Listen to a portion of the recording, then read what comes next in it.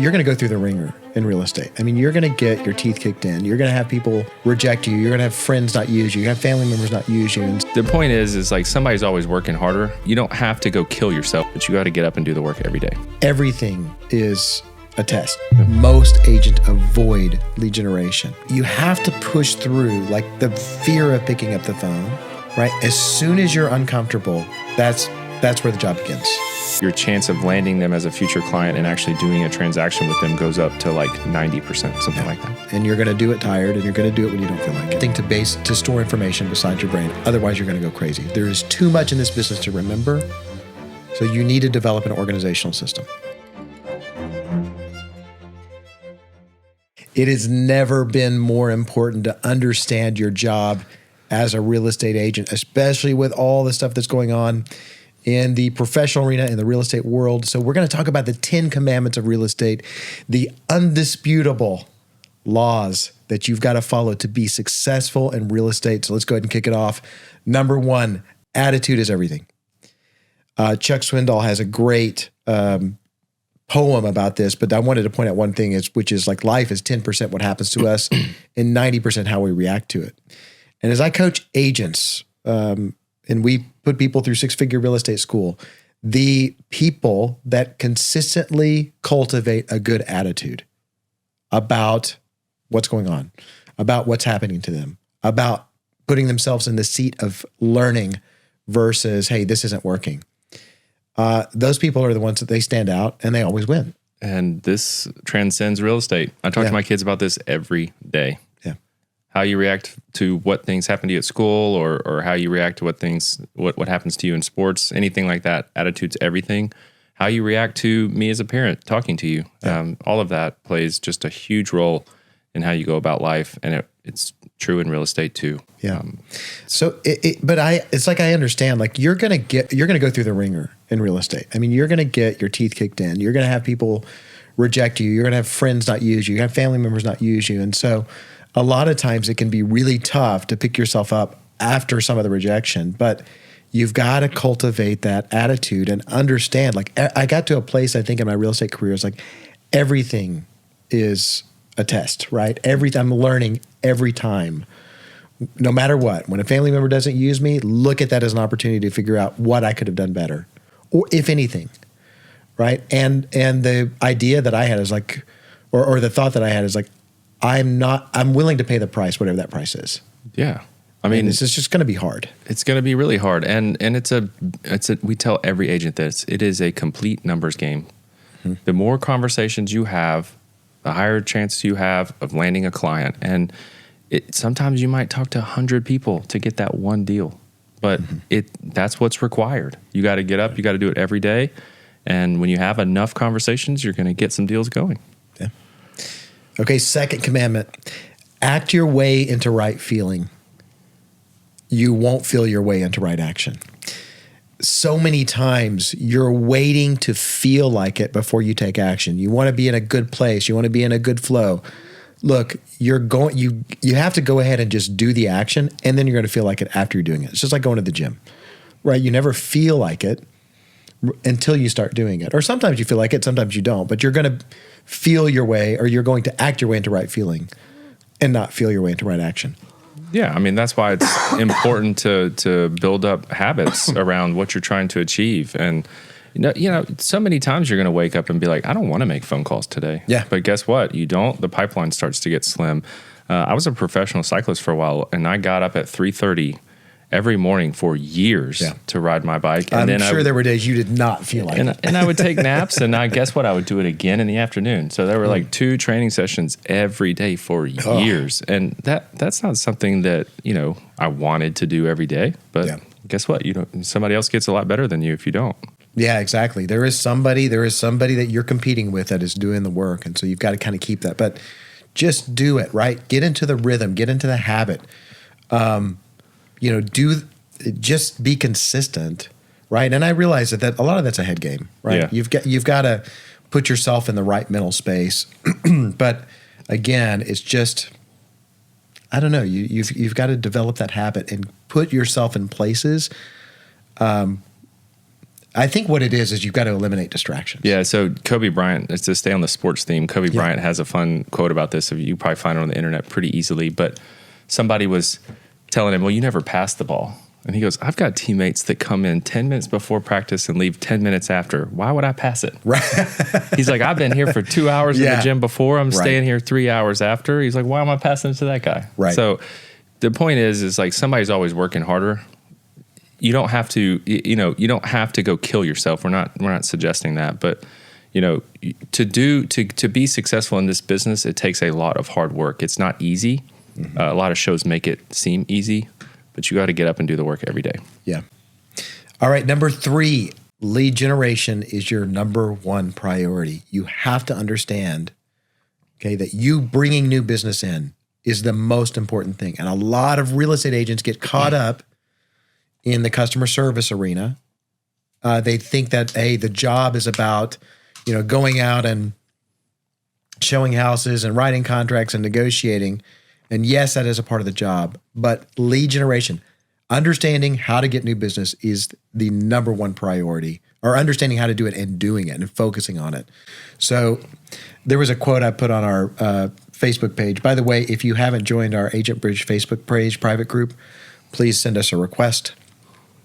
And we'll put something in the show notes to join our Facebook group. But I'm trying to remember what it was. It was Alex Hormozy, and he was talking about, he said, the success you're looking for is in the work that you're avoiding. Or it was something, or it might have been like everything you want in your life, right, is going to be the result of the work that you're avoiding. Yep. Most agents avoid lead generation.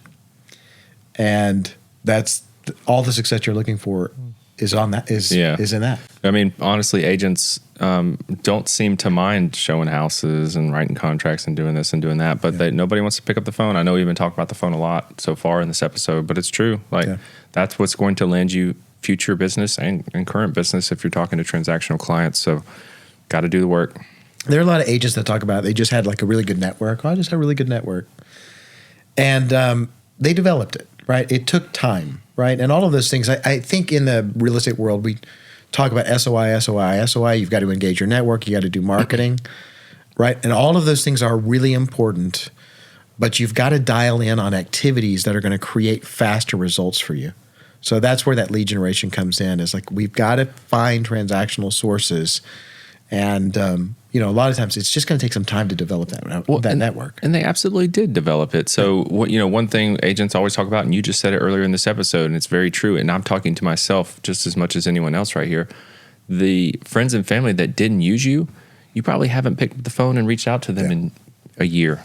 Very true. Or how long has it been since you've done a personal reach out? I'm not talking about liked one of their images on Instagram or something like that, but how long was it since you picked up the phone and called them? Right. And it's probably been a while. And again, happened to me too before.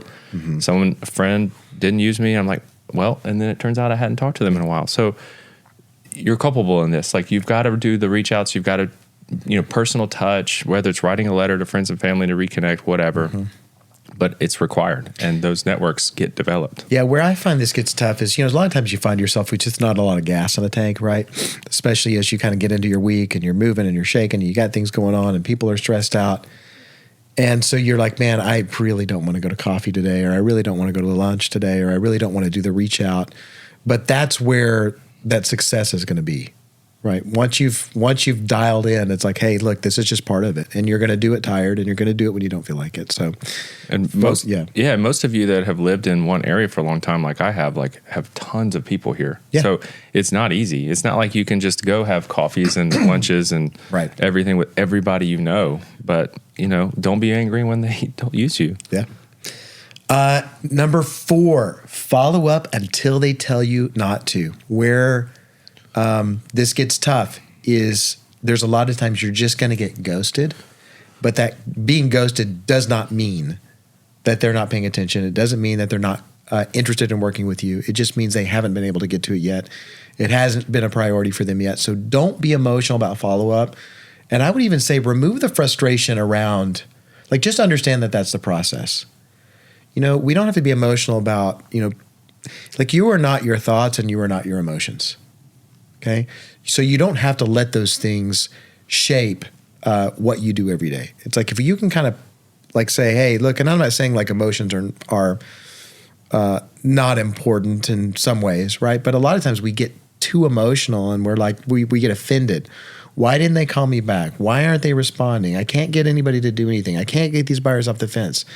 And what you're doing is you're letting your emotions or your own ego get in the way of you just doing the work that you need to do. And so what I would say is like, instead of worrying about yourself, right, focus on them. What do they need? And they need somebody to be in touch when it's time for them to go buy a house. And they just got busy. Yep. Right? It's not a priority for them. So stop getting emotional about it. I read a study a couple nights ago. I hope I can find it so I can put it in the show notes. But they studied 10,000 agents over the span of about 5 years, from 0 months in the business to like 10 years in the business. And the average agent follows up with a potential client 2 times, so 2 touches. Yeah. They said that once you follow up 7 times, your chance of landing them as a future client and actually doing a transaction with them goes up to like 90% or 86%, something like that. But at 2 touches, it was like a 1.5% chance. So somewhere between those 2 and 7 touches, the magic happens. So you can't just pick up the phone once or twice. Oh, they didn't answer me. I guess I'll just move on. It takes a lot. And guess what? They're busy. They have lives. They're not ignoring you. If they really wanted you to stop, they'd tell you, take me off your list. And until they do, keep following up. Yeah, and they're going to also, you are proving yourself as a professional by doing that. Right? That's a job interview. Yeah. Most of the time when they finally do respond, guess what the first thing they say is, hey, thanks for continuing to reach out to me. I've been so busy. Yeah. Yeah, so perceive it that's a good way. It's like, I didn't think about that before this, but it's like, just perceive that as that's your job interview.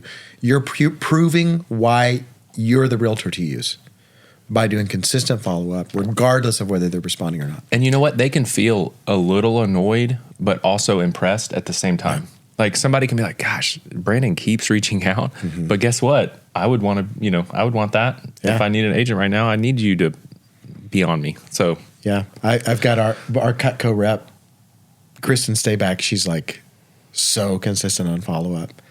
And sometimes I'm just like, yeah, I'll get back to that later. But I can guarantee you this, okay?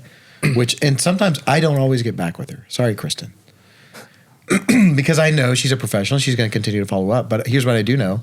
When it's time for me to order closing gifts, she's the first person I'm going to call because I know I'm going to call her. She's going to pick up the phone. She goes, yeah. I'm going to say, hey, thanks for following up so much. Here's what I need. Yeah, I had a call with a lead generation platform last night that just randomly called me. And I, don't, if I know that that's what it is, sometimes I don't answer, sometimes I do, but I happen to answer this time. I didn't know who it was. And what I told him at the end of the call was, hey, I'm not buying the service. Seems like it's, seems decent, but I appreciate you continuing to reach out to me. You did a good job. Yeah. And she was just like, thank you. And it was just one of those moments where it's just like, hey, you did good follow-up. I just don't happen to need this right now. Yeah, you probably, because we're working with real estate agents and talking to them a lot about, continuing to follow up. So you notice like when somebody's a really good salesperson, and you might have been like, hey, do you need a job? Yeah. Hey, you want to be an ISA? Yeah, exactly. All right, number 5, your database is your business. Get a CRM and use it. When you are performing at the highest level as a real estate agent, you will not remember all the conversations you had with people. It's just not going to happen, right? You can't keep it all in your brain. So get a CRM, log your calls, log your conversations, and then you're going to sound like a genius. It was so funny. I was doing a call to a realtor the other day, and she was wanting to get in a 6-figure school. And so I was talking to her, and I said, no, I remember that you were teaming up with a real estate agent and all that stuff. And I'm just reading off my CRM. She goes, wow, you have a really good memory. She goes, thank you so much.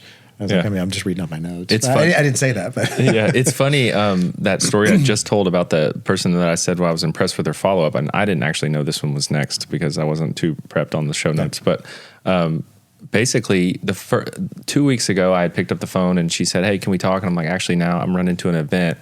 And then she said, well, can I call you tomorrow? I was like, no, I got my son's football game tomorrow. Yeah. And when she called me yesterday, she said, hey, I just wanted to know, like, how was the event? I was like, yeah, actually. You don't even care if she did a CRM or not. You're like, hey, that's cool. I was like, well, it actually went really well. And she's like, did your son win his football game?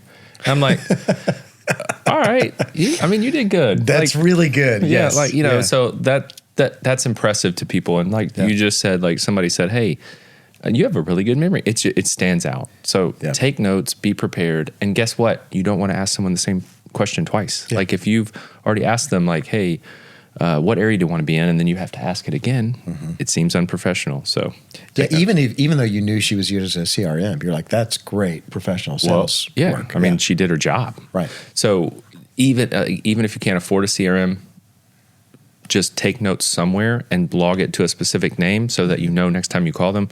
And guess what? Every agent says, like, I hate my CRM. I want to change. I want to do it. The CRM is irrelevant. Yeah.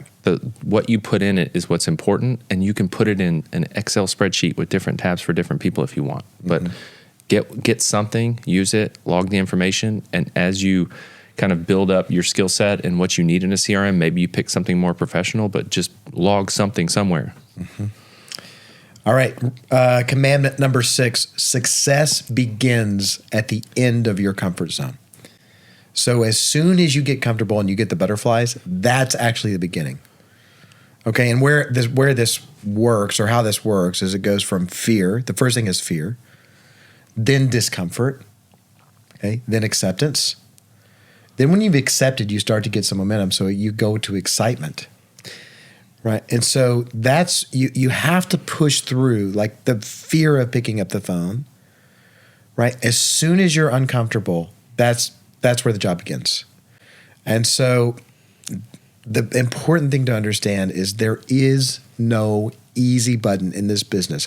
I don't care what new lead generation platform, what new sales training program, I don't care what it is. There is not an easy button. And we're very Open about that. It's like, look, this isn't going to be easy. Like when you come to Six Figure School, it's not like we're just saying, "Oh, you just signed up to do 20 deals a year." Nope, you have to do the work. No, that's what I think. One thing is that we lead with is like, you've got to do work. And so, yeah, you just have to accept, because people a lot of times will bounce around in brokerages, or they'll bounce around in different programs, or they'll go from one book to that. They get shiny object syndrome because they're always looking for, hey, there's got to be something easier. How did that guy get there? How did this person get there? It doesn't matter what you do. There's a point in it where it's going to get hard, right? The shine's off, the honeymoon's over, and it is time to get to work. And so the more you accept that, the better. Think about everything that happened in your life that was something that just very memorable. Like you went on your first date, or you got married, or anything you did, there was some discomfort there. You're like, oh, I've got to ask someone on a date, or to prom, or to marry me, or all these things. They produce these butterflies. Like, great things happen when you step a little bit out of your comfort zone. Just trust us on this one. Yep. Number 7, you are who you hang out with. Surround yourself with people you want to be like.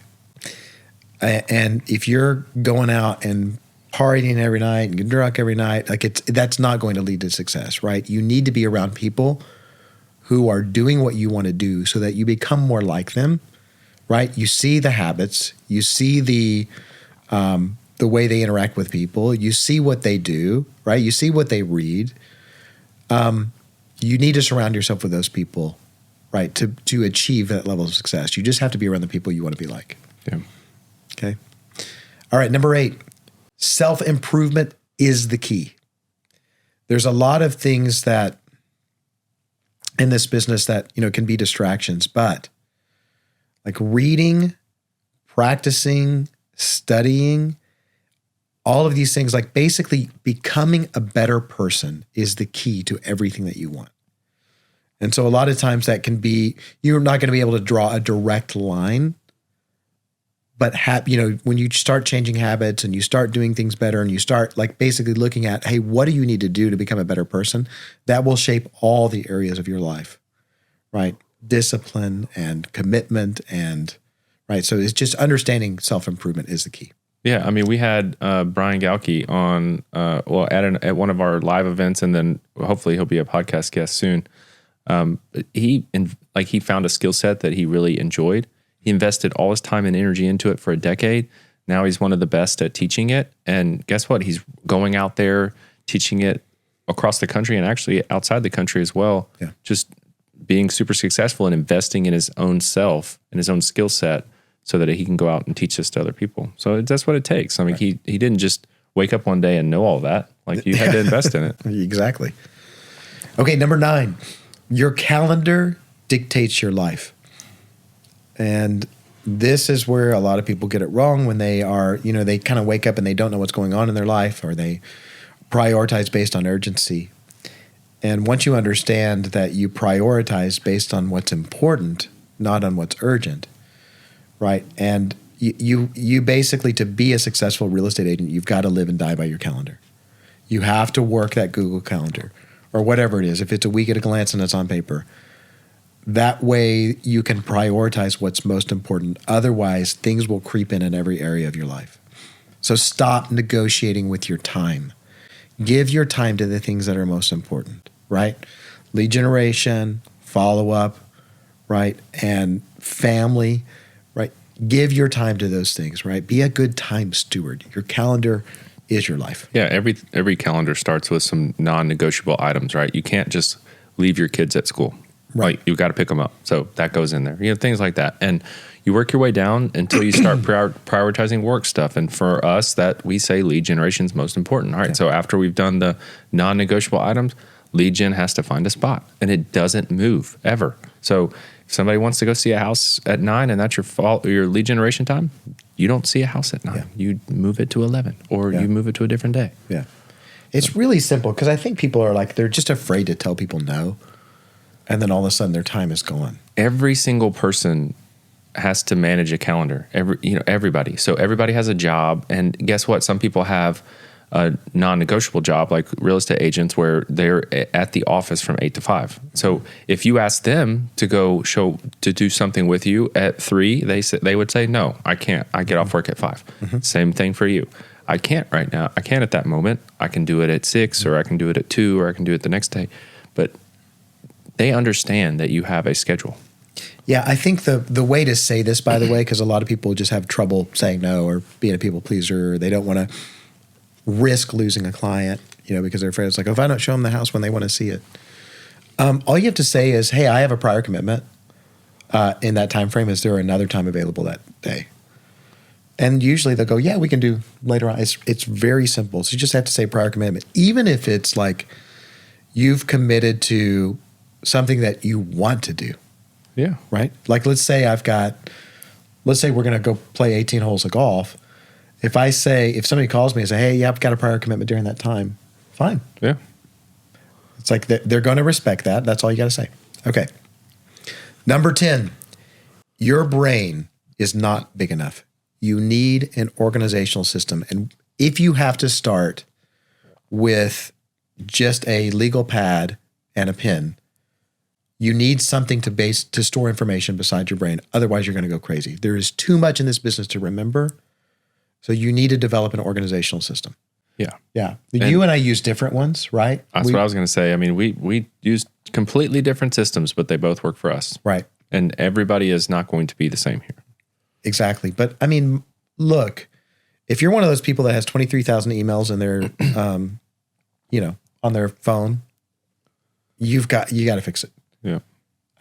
Otherwise, things are going to get lost. If you're a person who has got, 20 years worth of text on your phone, it's going to be a problem. Because things are going to get buried.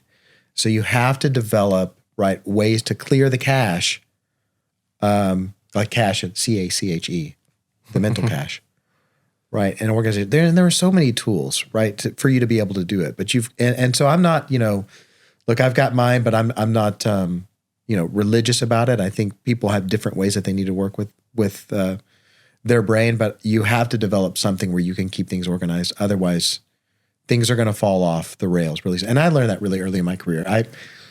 I had about a week where I was missing or double booking appointments. And there's no worse feeling than double booking or having to miss or forgetting an appointment. And so that stuff becomes really, really important. So that's, it's kind of a calendar thing, but also just that you need that organizational system so that you can understand what your task list is. One other thing that I'll leave with you on that is there are some people who go, well, this is my personal stuff and this is my work stuff. Don't do that. Everything goes on one sheet of paper. Everything goes in one place. It's all part of one life. Mm-hmm. You got to deal with it all. You've got to deal with it all, whether it's picking up cat food, right, on the way home, or whether it is, doing your lead generation. All of it needs to go in one place. Your brain will thank you if you can get it out and on to something else, whether it's digital, physical, paper, whatever. Yeah. But the more your brain is worried about missing things, the worse it gets from a performance perspective. So get those things out onto something digital that you check on a daily basis to make sure you're not dropping the ball on anything, and your brain will perform better overall. What I can tell you is, especially as you get early on, I don't think people are prepared as a real estate agent for the overwhelm that's coming, right? With all of the deadlines that have to be met, all the emails that have to be answered. So there's just a lot of information coming, and you become the hub for all that information. And work, right? And tasks that need to be performed by you or for someone else. So you're that hub. And so people aren't prepared for the overwhelm. What I suggest is, whatever it is, like you can kind of keep a small pad of paper, pen and paper next to your on your nightstand, so that way if something comes up you can write it down, or if you have to you can put it in your phone in your notes. But what I would say is, like, when those thoughts come up in the middle of the night, or they come up as you're going to bed, go ahead and write them down, so that way you can get them out and you can sleep. Yeah, that's key, because you can pick it up in the morning. Yeah, I mean, I've got buy-side real estate deals, selling, repaired, stuff like that. I've got 10, 12 mortgage deals going on. Like, do you think I can remember all that? No. Like, I've got to take notes on all this stuff that's happening at the same moment. Yeah. All right. My final thought, though, would be, it's time for you to get serious. We all know that there's a shakeup coming in the real estate industry. We don't know all the specifics. We don't know how it's all going to play out. But what I can tell you is there's going to be a clear distinction between the people who are professionals and the people who are not professionals. And the level of professionalism required is going to be higher, right? The level of communication ability, the level of client interaction, the level of lead generation, all of that stuff is going to need to go up, right? And we're going to see a clear distinction between people who are professional and people who aren't. And the people who aren't are going to have a real hard time. Yep. So take the time to develop yourself into the real estate agent you need to be. All right, guys, thank you so much. Thanks for joining us. We will see you next week.